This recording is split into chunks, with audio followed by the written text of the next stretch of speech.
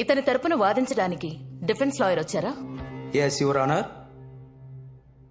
Okay, proceed. Your honour, ఈ కేసు వాదించడానికి కొంత టైం ఇవ్వవలసిందిగా కోర్టు వారిని కోరుతున్నాను. బండి సూర్యప్రకాష్ కి 14 రోజులు కోర్టు రిమాండ్ విధిస్తోంది. మేడం, నన్ను 3 రోజులు సెల్లో పెట్టి బాగా కొట్టారు మేడం. ఆ షర్ట్కి ఆ కత్తికి నాకు ఏ సంబంధం లేదు మేడం. ఇదంతా ఈ సీఐ కిషోర్ ప్లాన్ చేశాడు మేడం. Please madam, please. మీ తరపున మీ లాయర్ మిమ్మల్ని జైల్లో కలుస్తారు. మీరేం చెప్పాలనుకున్నారో మీ లాయర్కి చెప్పండి. బండి సూర్యప్రకాష్ కి తన లాయర్ని కలుసుకునే అవకాశం కల్పించాల్సిందిగా కోర్టు ఆదేశిస్తోంది.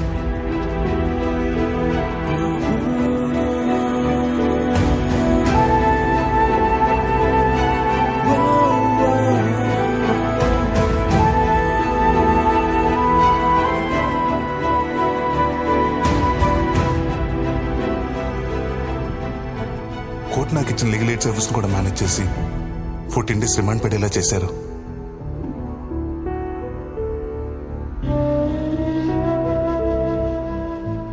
రిమాండ్కి వెళ్ళిన మరుసటి రోజు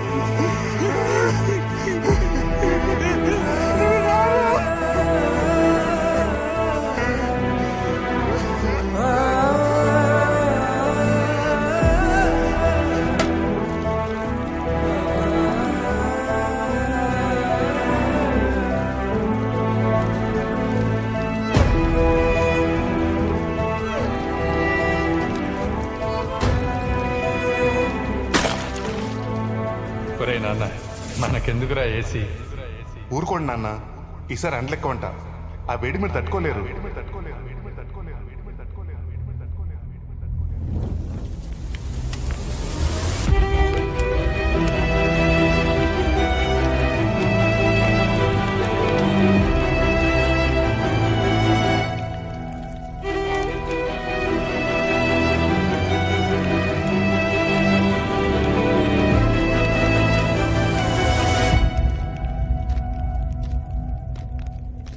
తప్పలేదురా.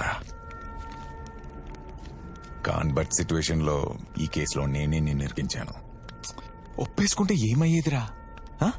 14 years. ఎలాగో మంచివాడివి కదరా. 6-7 years లో సత్ప్రవర్తన కింద బయటికి వచ్చేవాడివి. కానీ మీ అమ్మ అయ్యా కాంప్లికేట్ చేశారా. అందుకే కామ్గా సిగరెట్ వెలిగించుకొని అగ్గిపుల్ల మాత్రం వాళ్ళ మీదకి విసిరేశాను.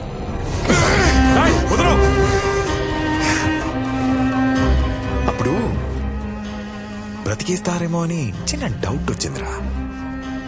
మళ్ళీ ఇంకో సిగరెట్, ఇంకో అగ్గిపుల్ల.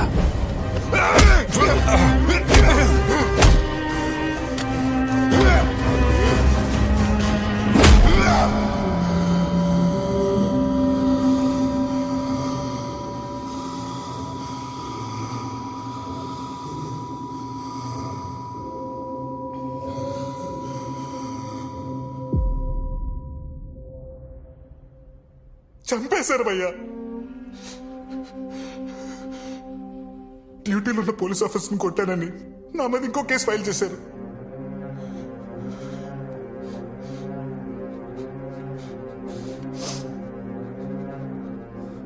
మరి ఈ విషయం కోర్టుకు చెప్పాల్సింది కదా భయ్యా. వాడే చెప్పాడని ప్రూవ్ చేయాలంటే నేను కోర్టుకు వెళ్ళాలి. అదే వాడినే చంపాలంటే ఈ జైలు దాటితే చాలనిపించింది.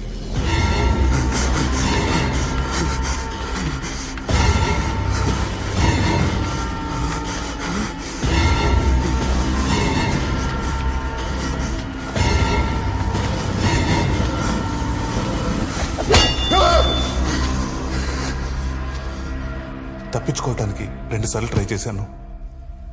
దానికి ఇంకొక సెక్షన్, ఇంకో 2 కేసులు. నాకు అప్పించిన పరమేశ్వర బాబాయ్ ఏమో ఆ 10 లక్షలకు నాకు ఏ సంబంధం లేదు. నేనెవరో కూడా తెలియని వాడేమో ఇతను రాజగోపాల్ గారిని చంపటం నేను కళ్ళారా చూశానమ్మా. అప్పటి నుంచి న్యాయం కోసం కోర్టుకు వెళ్తున్నానో వాయిదాల కోసం కోర్టుకు వెళ్తున్నానో కూడా నాకు తెలియదు. కోర్టు మెట్లు, జైలు గోడలు చూస్తూ సంవత్సరం గడిచిపోయింది.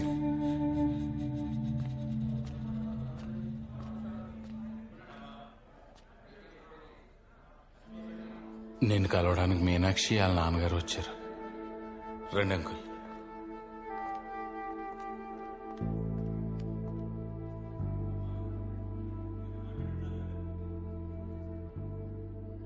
బాగున్నావా బాబు? మన మధ్య ఇలాంటి రోజు ఒకటి వస్తుందని నేను ఎప్పుడూ అనుకోలేదు. నువ్వు వస్తావని తను ఇంకా నీకోసం ఎదురు చూస్తూనే ఉంది. ఎప్పుడు బయటకు వస్తావో తెలియకుండా ఎంతకాలం అని ఎదురు చూడ్డాం. మంచి సంబంధం. అబ్బాయి నీలాగే సాఫ్ట్వేర్ ఇంజనీర్. మీ విషయం తెలిసి కూడా పెళ్లి చేసుకుంటా అన్నాడు.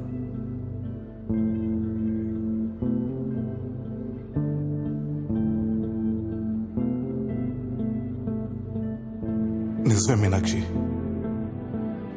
నేను ఎప్పుడు వస్తానో తెలియదు. అసలు వస్తానా రానో కూడా తెలియదు.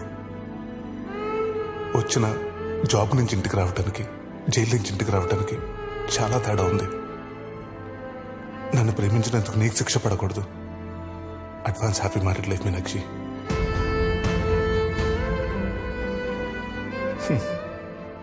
నువ్వు అనేదాను కదా, పిల్లలు చెప్పడానికి ఒక కథ ఉండాలని. అవును, ఇప్పుడు అది నీకుంది. బాయ్.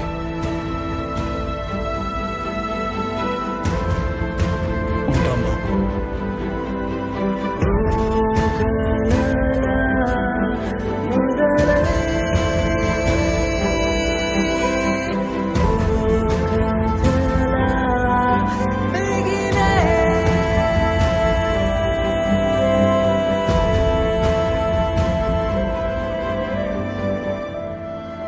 ములాఖత్ అంటే మామూలుగా మాట్లాడడానికి వస్తారనుకున్నాను కానీ ఇలాంటి డెసిషన్ తీసుకుంటారనుకోలేదు బా. నువ్వేం డిసిషన్ తీసుకున్నారా? నేనేం డెసిషన్ తీసుకుంటాను? రే, నన్ను కలవటానికి ఇంకెప్పుడు ములాఖాతుకు రావద్దు. బా నువ్వు ఇక్కడికి వస్తున్నావని ఆ కిషోర్ గడికి తెలిస్తే నేనేమైనా చేస్తాడు. ఆయన నేను చూసుకుంటానులే బా. ఆయన నువ్వు లోపలికి వెళ్ళు. నేను ఇష్టపడే వాళ్ళందరూ నా లైఫ్లో నా కాకుండా దూరం అయిపోయారు. ఇక నాకు మిగిలేదు నువ్వేరా. ఈ కేసుల నుండి బయటకు వస్తే నన్ను తీసుకెళ్ళటానికి రా. ఇక్కడే పోతే నా శవాన్ని తీసుకెళ్ళటానికి రా. నన్ను రావద్దానికి రా. రే బా, మీరు చూడకుండా నేను ఉండలేను రా. రే బా, చిన్నప్పటి నుంచి నేను ఎప్పుడు లేనురా బా. నా వల్ల కాదురా బా. నన్ను అర్థం చేస్తారా ప్లీజ్ రా బా.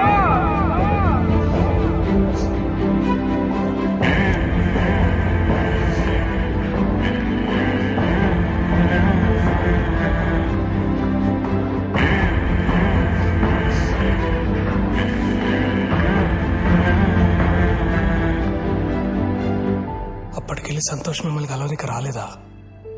నేను కోర్టుకు వెళ్ళిన ప్రతిసారి నన్ను చూడటానికి వస్తున్నానని తెలుసు. నా మాటకు వాల్యూ ఇచ్చి నాకెప్పుడు ఎదురుపడలేదు.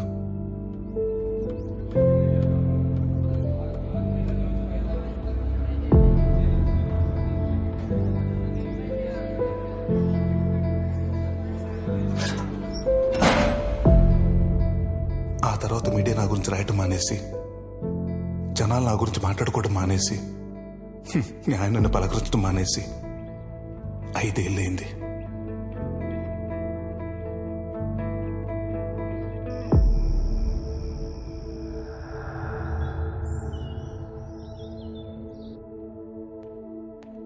సూర్య, నిన్ను గెలవనికి ఎవరో వచ్చిండ్రు. ఏంది ఆలోచిస్తున్నావు?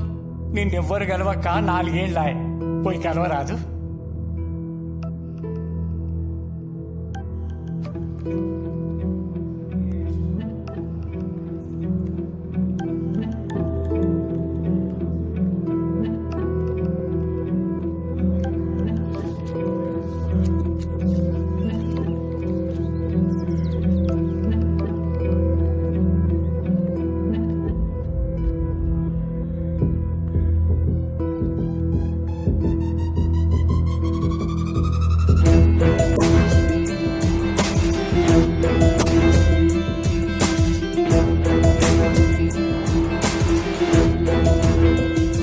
Hi, I'm Aadya, advocate. ఒక 6 months నుంచి మీ కేసు స్టడీ చేస్తున్నాను. మీ బెయిల్ గురించి మాట్లాడడానికి వచ్చాను. ఎక్స్క్యూజ్ మీ, ఎప్పుడు బయటకు వెళ్తానని 5 ఏళ్ళుగా ఓపిక్గా వెయిట్ చేస్తున్నావు. నీ కోసం వచ్చిన లాయర్తో ఒక 5 minutes మాట్లాడే ఓపిక లేదా? 5 ఏళ్ళు కాదు, 10 ఏళ్ళైనా వెయిట్ చేస్తా. నేను చచ్చే లోపల బయటకు వస్తా, వాడిని చంపేస్తా. చెయ్యని నేరానికి 5 ఏళ్ళు ఇక్కడ ఉన్నావు. మర్డర్ చేసి ఇంకొక 14 ఏళ్ళు ఉంటావా?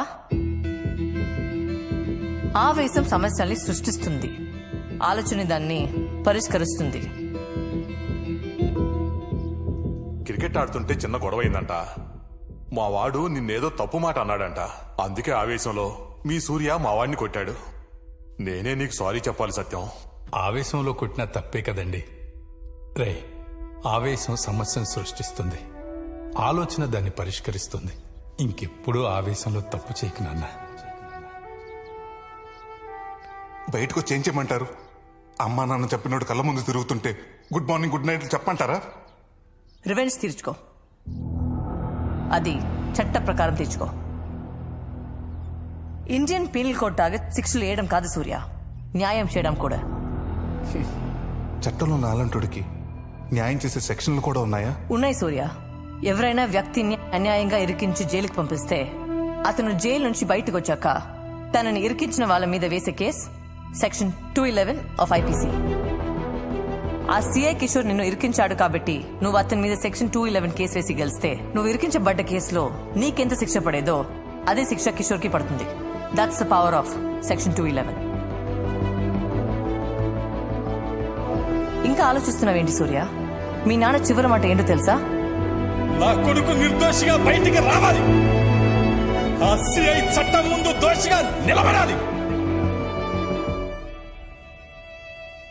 ఇప్పుడు నేనేం చేయాలి? ఈ బెయిల్ పిటిషన్ మీద సైన్ పెట్టు. నువ్వు బయటకు వచ్చాక ఏం చేయాలో చెప్తా.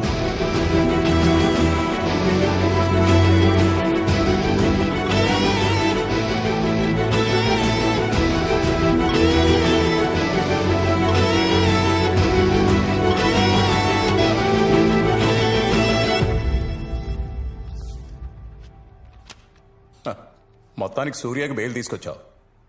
దుర్గారావు, సార్, మేడం గారిని సూర్య సెల్ దగ్గరికి తీసుకెళ్ళు. అట్లానే సార్. Okay sir. రాండి అమ్మా. అమ్మా, సూర్యప్రకాష్ కోసం దేవుడే నిరూపణ వచ్చినట్టుంది. నాకు చాలా ఖుషిగా ఉందమ్మా.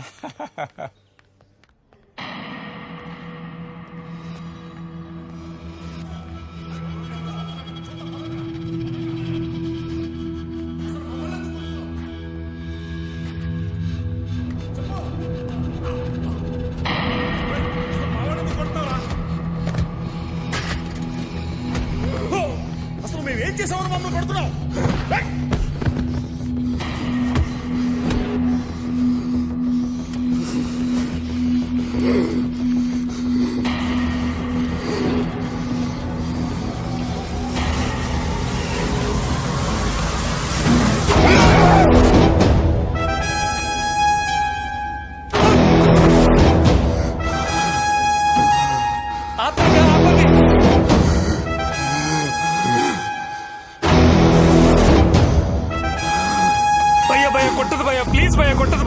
5 ఏళ్ల తర్వాత బయటకు వెళ్తారు. మీరు కొడితే ఇప్పుడు బెయిల్ క్యాన్సిల్ అవుతుంది భయ్యా. నా మాట ఇరువురు భయ్యా, ప్లీజ్ భయ్యా.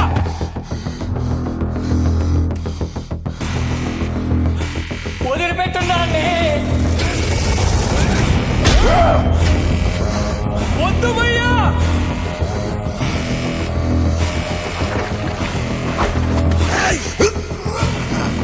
కొట్టకండ్రా.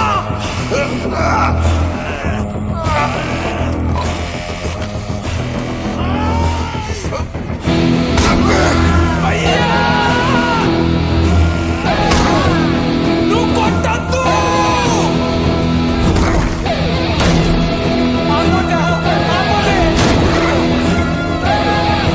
ప్లీజ్ భయ్యా.